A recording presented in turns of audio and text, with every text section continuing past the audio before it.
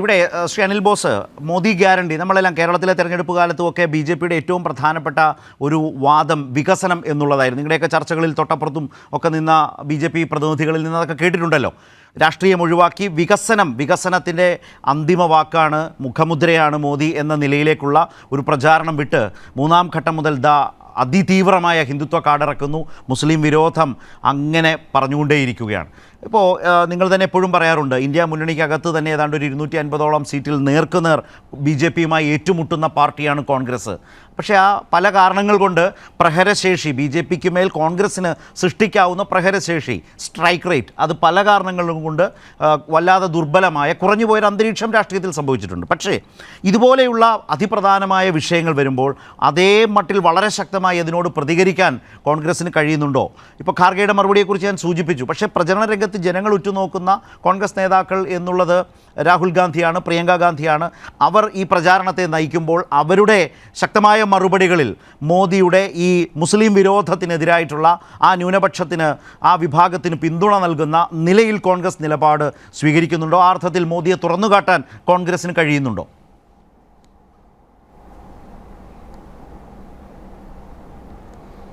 ഒന്ന്, ഇന്ത്യയിൽ B J പിയുടെ ഒരു സ്ഥാനാർത്ഥിയെപ്പോലും മുസ്ലിം സമുദായത്തിൽ നിന്ന് മത്സരിപ്പിക്കാത്ത ഒരു പാർട്ടിയെക്കുറിച്ചും പ്രധാനമന്ത്രി പദത്തിലെത്താൻ മുസ്ലിം സാമാന്യ സമൂഹത്തെ അറുങ്കൊല ചെയ്തിട്ട് ആ കൊലക്കുറ്റം ചെയ്ത ആളുകളെ സംരക്ഷിക്കുന്നതിന് നടപടി സ്വീകരിച്ച കാട്ടാള മനസ്സുള്ള ഒരാളെക്കുറിച്ചുമാണ് നിങ്ങൾ ഈ ചർച്ചയിൽ പ്രതിപാദിച്ച് സമയമെടുത്തിട്ടുള്ളത്. ഇന്ത്യയുടെ പ്രധാനമന്ത്രി പദത്തിലേക്ക് വരുമെന്ന് ഈ രാജ്യം മുഴുവൻ പ്രതീക്ഷിച്ച ആൾ ലാൽ കൃഷ്ണ അദ്വാനിയാണ്. രാജ്യത്തെ ജനങ്ങളെ ജാതീയമായി ഏറ്റവും വലിയ വേർതിരിവിന് നേതൃത്വം നൽകിയ വ്യക്തിയും അദ്ദേഹമാണ്. രാജ്യത്ത് നടത്തിയ രഥയാത്രയിലൂടെയാണ് ഇത്രയും വലിയ മതസ്പർദ്ധ, വർഗീയത ഇവിടെ ആളിക്കത്തിയത്. പക്ഷേ ആളിക്കത്തിക്കുമ്പോൾ അദ്ദേഹത്തിനൊരു ലക്ഷ്യമുണ്ടായിരുന്നു, പ്രധാനമന്ത്രി പദത്തിലെത്തുക. അതിനെ ഓവർകം ചെയ്യാൻ ആളുകളെ ഭിന്നിപ്പിക്കുന്നതിനേക്കാൾ രൂക്ഷമായ ഹീറോയിസം മുസ്ലിം കൂട്ടക്കൊലയാണ് എന്ന് കണ്ട് അതിന് കൃത്യമായ പ്ലാനിംഗ് നടത്തി ആ കൃത്യമായി അത് നടപ്പിലാക്കി ഒരു ഘട്ടത്തിൽ അദ്വാനിയെയും കടന്ന് തീവ്ര ഹിന്ദു ഹീറോ എന്ന പരിവേഷത്തിലേക്ക് പോയിട്ടാണ് അദ്ദേഹം ഇന്ത്യയുടെ പ്രധാനമന്ത്രിയായത്. അപ്പോൾ അറുങ്കൊല ചെയ്ത ഒരാളെക്കുറിച്ച് കഴിഞ്ഞ 10 വർഷക്കാലം എല്ലാ സന്ദർഭത്തിലും മുസ്ലിം വിരുദ്ധത മാത്രം പ്രസംഗിക്കുന്ന ഒരാളെക്കുറിച്ച്, വർഗീയത മാത്രം നാവിൽ നിന്ന് വരുന്ന ഒരാളെക്കുറിച്ച്, ആ തൻ്റെ പാർട്ടിയിൽ ഒരു ജനാധിപത്യ മര്യാദയുടെ പേരിൽ ഒരു സ്ഥാനാർത്ഥിയെപ്പോലും മുസ്ലിം സമുദായത്തിൽ നിന്ന് മത്സരിപ്പിക്കാത്ത ഒരാളെക്കുറിച്ച് ഇന്ന് പറയുന്നതൊക്കെ ചെയ്തു വന്ന പല പ്രവൃത്തികളുടെ തുടർച്ച മാത്രമായിട്ടാണ് ഞാൻ കാണുന്നത്. ഇത് രാജ്യത്തെ ജനങ്ങൾ തിരിച്ചറിയുന്നുണ്ട്. വളരെ ക്രിയാത്മകമായി കോൺഗ്രസ് എന്തായാലും രാജ്യത്തെ പലപ്പോഴും ഞാൻ പറയുന്നത് ഞാൻ വീണ്ടും ആവർത്തിക്കുന്നു, ഇപ്പോൾ നടക്കുന്നതല്ല, നടന്ന 17 തെരഞ്ഞെടുപ്പുകളിൽ 11 തെരഞ്ഞെടുപ്പുകളിൽ ജയിക്കുകയും ഈ രാജ്യത്ത് ഇത്രയും മോശമായ ഒരവസ്ഥ ഉണ്ടാകുന്നതിന് ഒരിക്കൽ പോലും കോൺഗ്രസ് നേതൃത്വം നൽകിയിട്ടില്ല. കോൺഗ്രസ് എല്ലാവരെയും ചേർത്ത് പിടിച്ചിട്ടുണ്ട്. കോൺഗ്രസ് 11 തെരഞ്ഞെടുപ്പിൽ ജയിക്കുമ്പോഴും 60 ആണ്ടുകളോളം ഭരിക്കുമ്പോഴും രാജ്യത്തൊരിക്കലും ഇത്രയും ഒരു അരക്ഷിതാവസ്ഥ ഉണ്ടാക്കിയിട്ടില്ല. ഒരു സമുദായത്തെയും നമ്മൾ ചൂണ്ടുവിരലിൽ നിർത്തിയിട്ടില്ല. എല്ലാവരെയും ഉൾക്കൊണ്ട് അവരുടെ അവകാശങ്ങൾ സംരക്ഷിക്കുന്ന സമീപനമാണ് കോൺഗ്രസ് സ്വീകരിച്ചിട്ടുള്ളത്. കോൺഗ്രസ് അങ്ങനെ മാത്രമേ പോകാൻ കഴിയൂ, നാളെയും അങ്ങനെ തന്നെ പോകും. പിന്നെ BJP എല്ലാ കാലത്തും ഉയർത്തിക്കൊണ്ടിരിക്കുന്ന, ഇപ്പോൾ പ്രധാനമന്ത്രി തന്നെ നേരിട്ടിപ്പോൾ ചെയ്തുകൊണ്ടിരിക്കുന്ന ഈ പ്രവർത്തിക്കെതിരെ ഇന്നല്ലല്ലോ കോൺഗ്രസ് എതിർക്കുന്നത്. കോൺഗ്രസ് എല്ലാ കാലത്തും എതിർത്തുകൊണ്ടിരിക്കുകയാണ്. കോൺഗ്രസ് ഓരോ സന്ദർഭത്തിലും എതിർത്തുകൊണ്ടിരിക്കുകയാണ്. അതുകൊണ്ടാണ് ഈ രാജ്യത്തെ ഏറ്റവും വലിയ ഫാസിസ്റ്റ് വിരുദ്ധ പോരാട്ടത്തിന് നേതൃത്വം നൽകുന്നതിന്റെ പ്രചാരണ കാലത്ത് മോദി ഇങ്ങനെ സംസാരിച്ചു പോകുമ്പോൾ എന്താണ് അതിന് മറുപടിയായി മുന്നോട്ട് വെച്ചിട്ടുള്ളത്? അതിനെതിരായ ഒരു സ്ട്രാറ്റജി എന്താണ്? കുറച്ചുകൂടി നേരിട്ട് തന്നെ ചോദിച്ചാൽ, രാഹുൽ ഗാന്ധി ഇതിനെതിരായി പറഞ്ഞ, പ്രിയങ്ക ഗാന്ധി ഇതിനെതിരായി പറഞ്ഞ, തെരഞ്ഞെടുപ്പിൽ ജനങ്ങൾ ചർച്ച ചെയ്യുന്ന, മാധ്യമങ്ങൾ ശ്രദ്ധിക്കുന്ന ഒരു ശക്തമായ മോദിക്ക് താക്കീതും മറുപടിയുമാകുന്ന ഒരു വാചകം ഈ ചർച്ചയിൽ താങ്കൾക്ക് അവതരിപ്പിക്കാമോ?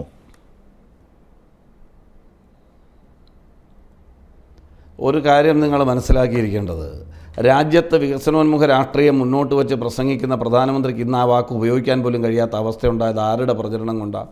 രാഹുൽ ഗാന്ധിയുടെ പ്രചരണം കൊണ്ട്, പുതിയ കാര്യത്തെക്കുറിച്ച് കോൺഗ്രസിൻ്റെ പ്രചരണം കൊണ്ടാണ്. പ്രതിപക്ഷ പാർട്ടികളുടെ ഇന്നത്തെ ഏറ്റവും നല്ല ഞാൻ പറയട്ടെ സാർ, നിങ്ങൾ അരുൺ സംസാരിച്ചപ്പം കേട്ടുകൊണ്ടിരിക്കുകയല്ലായിരുന്നോ? ഞാനൊന്ന് പറയട്ടെ. നമ്മൾ തമ്മിൽ ഒരു ഡിസ്പ്യൂട്ടിലേക്ക് വരേണ്ട ഒരു ഘട്ടമായില്ലല്ലോ. അപ്പം ഞാൻ പറയട്ടെ. അപ്പം നിലവിൽ ഈ കഴിഞ്ഞ 10 വർഷക്കാലവും ഇതിനു മുമ്പും ഇവർ നടത്തിയിട്ടുള്ള എല്ലാ ധാർഷ്ട്യ പ്രവർത്തനങ്ങളെയും ഇവരുടെ തെറ്റായ സമീപനങ്ങളെയും അതിശക്തമായി ഞങ്ങൾ എതിർത്തുകൊണ്ടിരിക്കുകയാണ്. അതിലല്ലല്ലോ ഇപ്പോൾ നമ്മൾ സംസാരിക്കുന്നത്. ആയിക്കോട്ടെ, അങ്ങനെ തന്നെ വാദത്തിന് അംഗീകരിച്ച് വികസനം എന്നത് വിട്ട് വിധ്വംസക ഈ ലേറ്റസ്റ്റ് സിറ്റുവേഷനിൽ കഴിഞ്ഞ ദിവസങ്ങളായി മോദി ഇത് പറഞ്ഞു വരികയാണ്. അതിനെതിരായിട്ടുള്ള കോൺഗ്രസ്, ഞങ്ങളുടെ പാർട്ടി ഇന്ന സ്റ്റേറ്റിൽ, ഇത് ഗുജറാത്തിൽ അദ്ദേഹം പറഞ്ഞു, രാജസ്ഥാനിൽ പറഞ്ഞു, കർണാടകയിൽ പറഞ്ഞു, ഇന്ന സ്റ്റേറ്റിൽ രാഹുൽ ഗാന്ധി പറഞ്ഞത് ഇങ്ങനെ, അല്ലെങ്കിൽ പ്രിയങ്ക പറഞ്ഞത്, ഞാൻ അത്രേ ചോദിച്ചുള്ളൂ.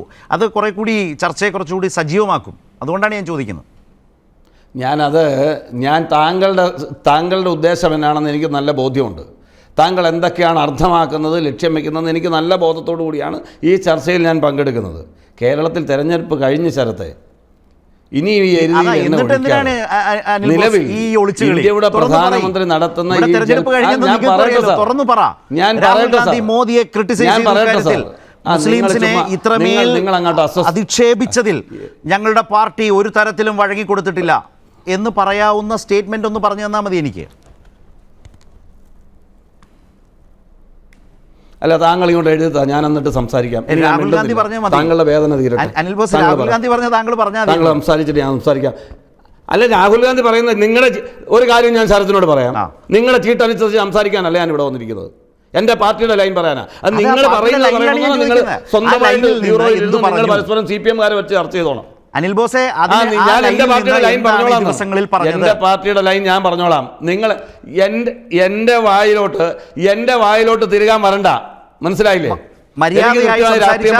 നിങ്ങൾക്ക് കൊള്ളാം. മോശപ്പെട്ട നിലയിൽ വർത്തമാനം പറഞ്ഞാൽ കേട്ടിരിക്കാനല്ല ഇവിടെ ഇരിക്കുന്നത്. മനസ്സിലായല്ലോ? ഒന്ന്. രണ്ടാമത്, നിങ്ങളുടെ പാർട്ടിയുടെ ലൈൻ എന്താണെന്നാണ് എന്റെ ചോദ്യം. ഒരു ചർച്ചയ്ക്ക് ചോദ്യം ഉണ്ടാവും. ആ ചോദ്യം അസുഖകരമാണ് എങ്കിൽ നിങ്ങൾക്ക് എന്ത് നിലപാടെടുക്കാം. പക്ഷെ മര്യാദയ്ക്ക് സംസാരിക്കും. നിങ്ങൾ ചർച്ച നടത്തിക്കോ. നിങ്ങളുടെ പാർട്ടി മോദിയുടെ തീവ്ര ഹിന്ദുത്വ പ്രചാരണത്തിനെതിരെ എന്താണ് ചെയ്തത്? അനിൽ ബോസിനോട് ചോദ്യമാണ്. എന്റെ ചോദ്യം അതാണ്. ഞാൻ ഇനിയും ചോദിക്കാറ് താങ്കളോട്. രാഹുൽ ഗാന്ധിയുടെ സ്ട്രാറ്റജി എന്താണ് മോദിയുടെ ഈ തീവ്ര ഹിന്ദുത്വ നടപടിക്കെതിരെ? റൈറ്റ്. അത് വളരെ മോശപ്പെട്ടൊരു നിലപാടാണ് അനിൽ ബോസ് ഈ ചർച്ചയിൽ സ്വീകരിച്ചത്. ഇത്ര ക്ഷുഭിതനാവേണ്ട കാര്യമൊന്നുമില്ല. നിങ്ങളുടെ പാർട്ടി ഈ ദിവസങ്ങളിലെടുത്ത സ്ട്രാറ്റജി എന്താണെന്ന് ചോദിക്കുമ്പോൾ കഴിഞ്ഞ 10 വർഷം മുമ്പുള്ള കാര്യങ്ങൾ 10 വർഷമായി ഞങ്ങളിത് പറഞ്ഞുകൊണ്ടിരിക്കുന്നു എന്ന നിലയിൽ നിരന്തരം പറഞ്ഞുകൊണ്ടിരിക്കുമ്പോൾ ഇപ്പോഴത്തെ ഒരു രാഷ്ട്രീയ സാഹചര്യത്തിൽ നിങ്ങൾ എങ്ങനെ മോദിയെ പ്രതിരോധിക്കുന്നു എന്ന് ചോദിക്കുക സ്വാഭാവികമാണ്. ഈ തെരഞ്ഞെടുപ്പിൻ്റെ ഒരു പൊതു അന്തരീക്ഷം അതാണ്. അതേക്കുറിച്ച് ചോദിക്കുമ്പോൾ അതിൽ അസ്വസ്ഥതപ്പെട്ടിട്ട് എന്താണ് കാര്യം?